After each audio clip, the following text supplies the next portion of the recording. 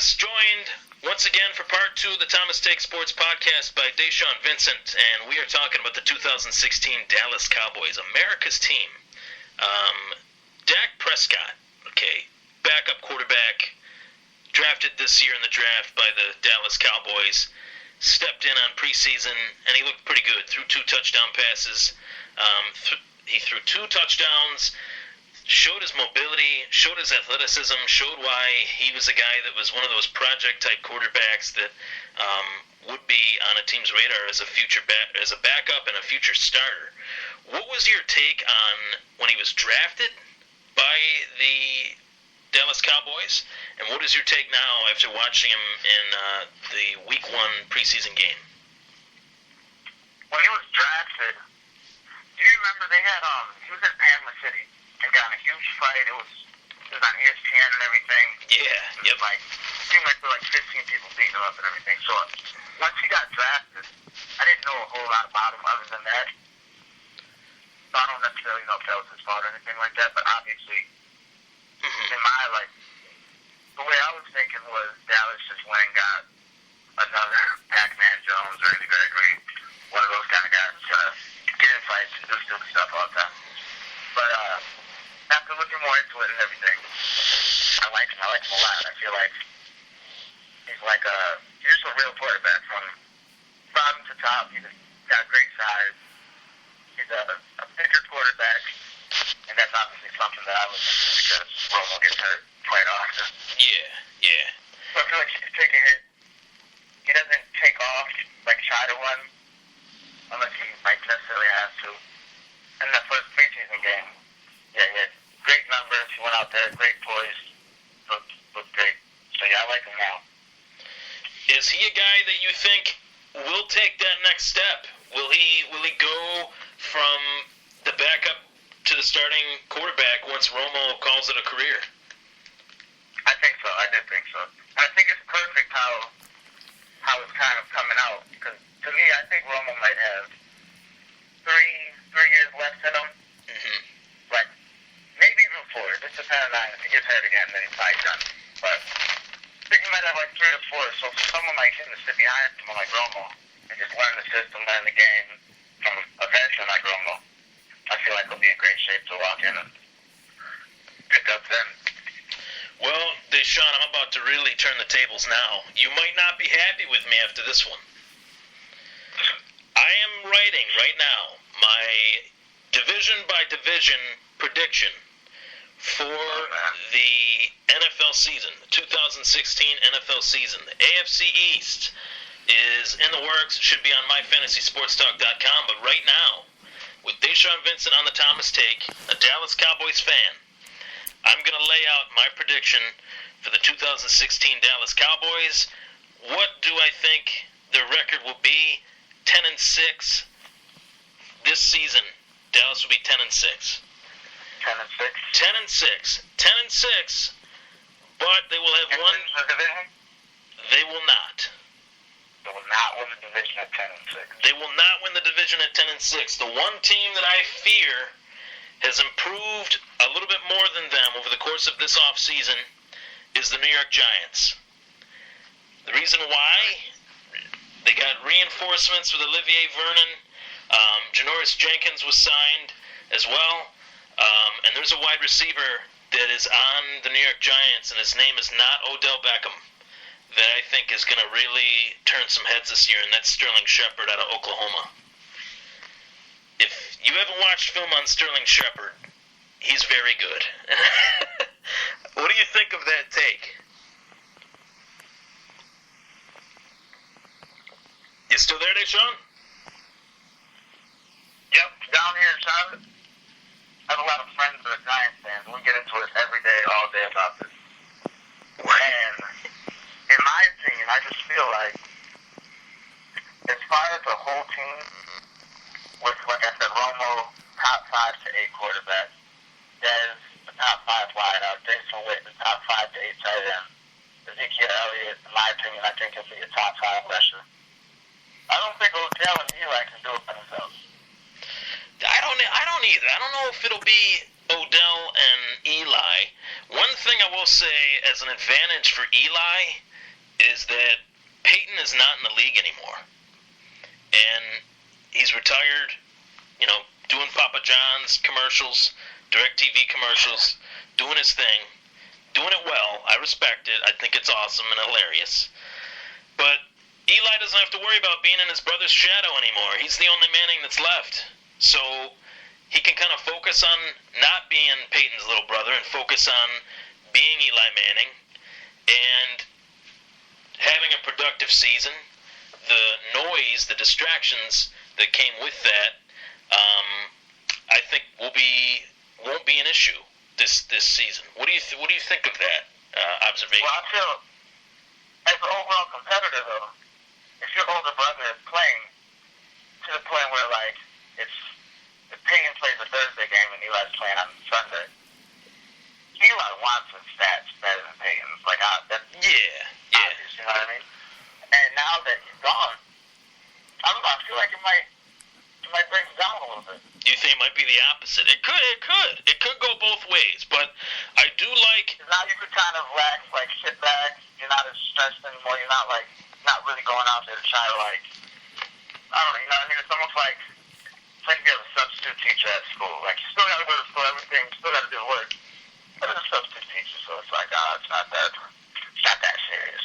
That's true. I could see that. And 10-6 does not mean they won't make the playoffs, Deshaan. That means that they're going to make the playoffs. That's going to happen. I think Ezekiel Elliott will put them over the top offensively, as you alluded to. I think they will be the 6th seed in the NFC playoff bracket. But I actually think that things might go well for them in the playoffs. Even though they won't be home field, they'll play Dallas according to my bracket. I have the Giants 3rd in the NFC at 11-5, and 3 seed will play the 6th seed, and that game's a toss-up. I can't even make a prediction from there. I just made the standings and the playoff bracket based on the standings. And I just have Dallas going 10-6. Mainly, I think their offense, like you said, one game. That's one game difference. That's really not that big of a difference. I think Dallas could easily sweep the Giants during the season, but along the way there might be a game where Dallas loses where they're supposed to win, like against the Saints or something crazy. That usually does happen. They play so many primetime games that it eventually adds up. But moving forward, I have a reaction to another analyst's comments about my posts. The multiple posts about the Tyrod Taylor extension. Good friend of mine, Dan Schalk, he's the founder and writer for MyFantasySportsTalk.com. Dan Schalk talked about my criticism for the Tyrod deal. He said that I hated it 100%, which I do, and that I needed to know more about the length and structure and the language of his contract. So, I'm going to respond to that. So, Dan, if you're listening, I knew and still know the length of the deal and the structure within the deal. I knew it the moment it was announced. I read it, digested it until I had a full opinion, till I let myself not get too amped up. And even in doing so, I still found myself amped up. Reason why is because when you're handing out a quarterback contract and it has to be that structured, I feel like that means that he's not the guy. If you have to structure a deal that much, then there's something along the way, whether it be durability, as I've alluded to earlier with Tyrod Taylor, or just a small sample size of games in which he started this past year, 14, because he's had 14 career starts. I think that is part of the reason why the deal was as structured as it was, because they don't know for sure if he's the real deal. So I'm here to say that I do know the structure of the contract, the length of the contract, the language of the contract. I know that in the second-year option, which you alluded to, Dan, being $27 million, that's actually not true. The option is $15 million added on to a $12 million salary, $27 million possibly in the second year, but that's not the case. That $15 million option will be spread out over the course of the next 5 years following, which would add $3 million to his base salary for the rest of that contract. So I know the structure and the length of the contract. That's not the matter of the situation. It's the principle of the deal. I feel like the deal did not need to be made, period. Anytime a deal is structured to that magnitude, that means he is not the guy. Deshaan, what is your reaction to my statement to Dan? I feel like you're hard on Tyrod Taylor a little bit. For flavor veteran. You think I'm hard on him? I think you're very hard on him. I think you're very, very hard on him. I don't think. Do you think he had a good season last season? I think he did have a good season. And to be honest, you know what? Let me backtrack. I might be a little hard on him. I might be. But I don't like it's not even about him. It's about handing a contract to a guy that has started only 14 games. It's like I said, it's the principle of it. And there's been guys that have had much better careers and have had to wait longer to get a contract as opposed to him. Russell Wilson being one of them.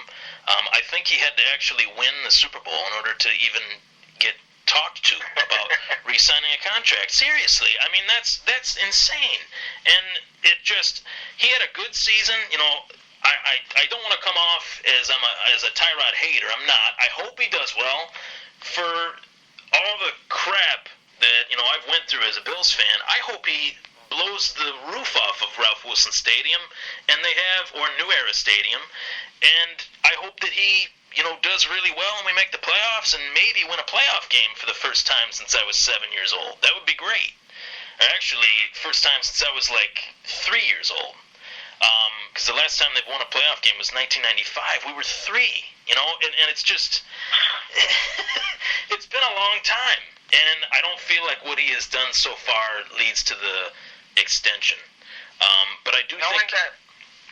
Knowing what he's capable of, do you think that when the Seahawks won that Super Bowl with Russell, do you think if you replaced Russell with Tyrod, they still could have done that? No, not at all. Because I honestly think Russell's a game manager, and I think Tyrod is doing a very good job of being a game manager. Like keeping your mistakes to the very minimum.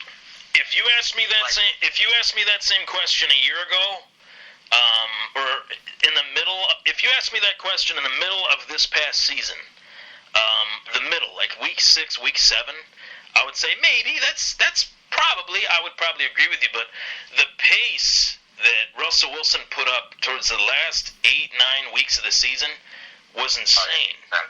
It was insane. He turned Doug Baldwin, who wasn't really a household name, into a household name.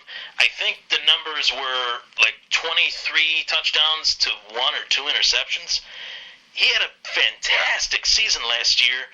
And back to the Aaron Rodgers thing, he had better numbers than Aaron Rodgers, Russell Wilson, last year. All across the board. I actually think that, I don't know.